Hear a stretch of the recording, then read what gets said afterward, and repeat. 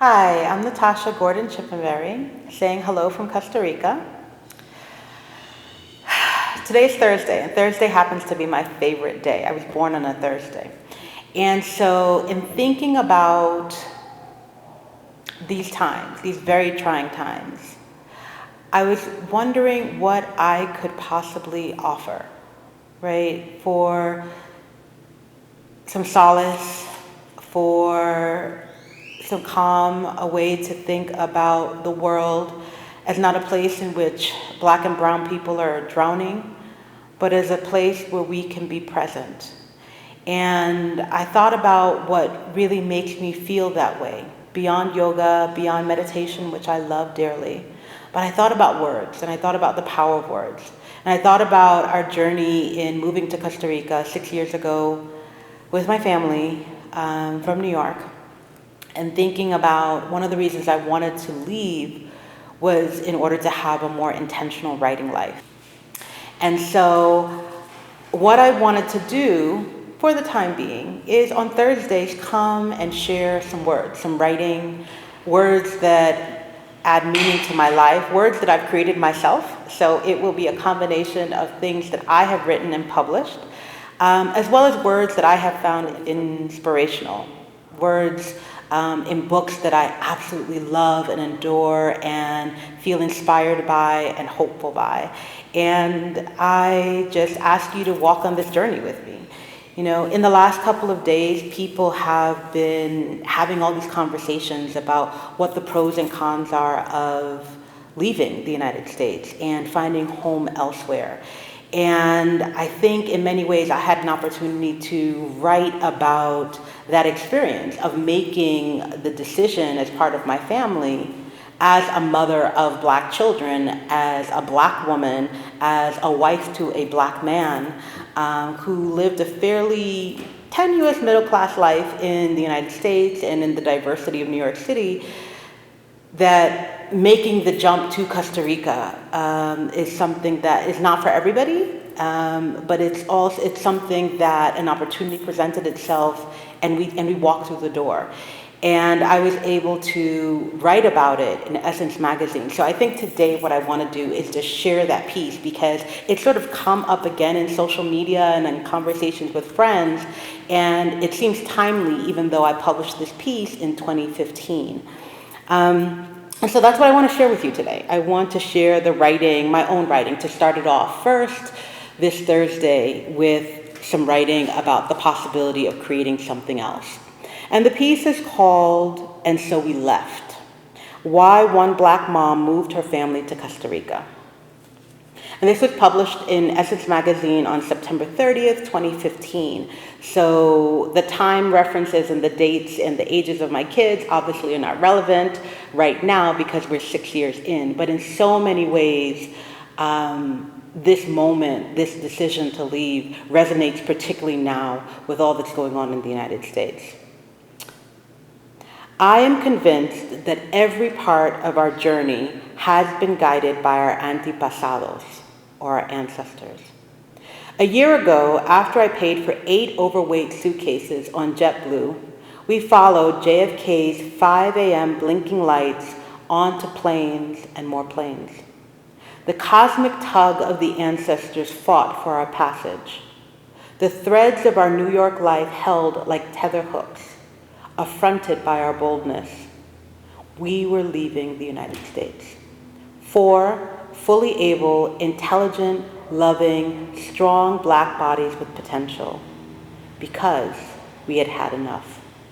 Moving to my mother's homeland of Costa Rica by choice, not by force, as Black people, was not lost on me as I greeted the immigration officer when we landed, weary from the spiritual work of moving history. My husband, from Los Angeles via Malawi, and I decided that when a year's research leave became available for me, we needed to make the life jump and leave, as all signs pointed towards the encroaching violence on Black and brown bodies in New York and beyond.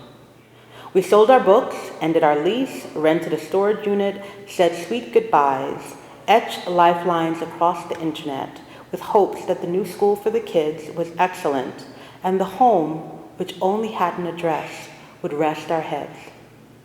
Looking at our then 13-year-old black son, we had the creeping sensation that our bodies, prayers, and tenuous middle-classness could not protect him from what teenage life in a black male body would assign.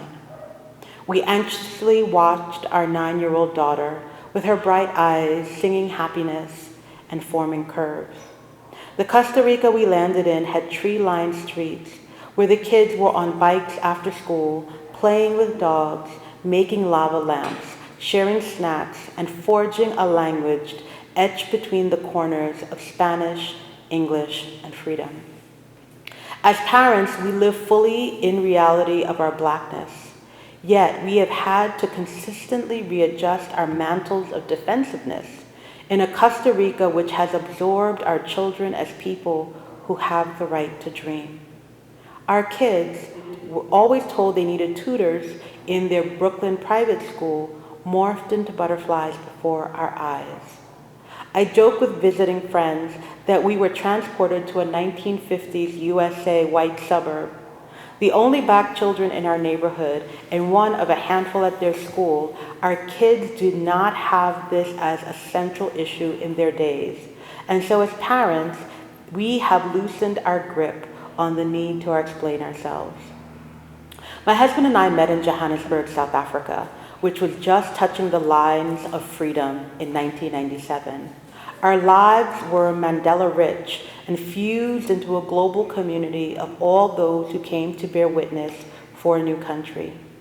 We entered a moment in history that we never thought would be replicated until we moved to Costa Rica in 2014. Both first-generation children of immigrants who held deeply religious indebtedness to America, we traveled through Southern Africa and Los Angeles, but once the kids were born, we settled in New York.